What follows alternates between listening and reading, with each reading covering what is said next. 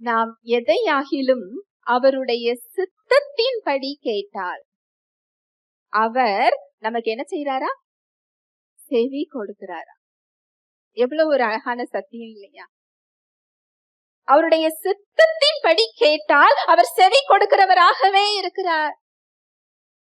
இதுல என்ன பிரச்சனைனா, அவருடைய சித்தம் என்ன நமக்கு என்ன செய்யல, தெரியல. அவருடைய சித்தம் தெரிந்து கொள்ள நான் யார்கிட்டயாவது ஜெபிக்கணுமா?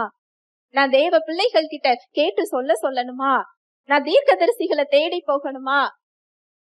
அப்படி நீங்க கேட்டீங்கன்னா, அவர் சித்தம் என்ன என்பதை அறிந்து கொள்ள அவர் வார்த்தையை கொடுத்திருக்கிறார். உங்களுக்குள் ஆவியானவராக அவர் இருந்து கொண்டிருக்கிறார். அவர் வார்த்தையே அவரது சித்தம். வார்த்தையை தாண்டி எதுவும் கிடையாது. அவர் வார்த்தையில என்ன சொல்லப்பட்டிருக்கிறது, அதுதான் அவருடைய சித்தம். மெய்யாகவே மெய்யாகவே உங்களது பாடுகளை ஏற்றுக்கொண்டு அவர் துக்கங்களை சுமந்தார் என்றால் அதுதான் அவருடைய சித்தம். நமக்கு சமாதானத்தை உண்டு பண்ணும் ஆக்கினை அவர் மீது சுமத்தப்பட்டது.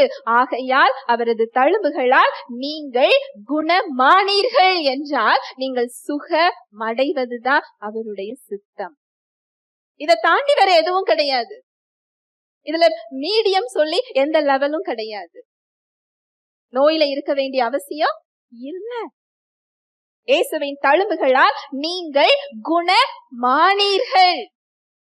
இது வாக்குத்தத்தம் இல்ல, இது செய்து முடிக்கப்பட்ட ஒரு உண்மை செயல். ஹல்லேலூயா, பிரைஸ் தி லார்ட்.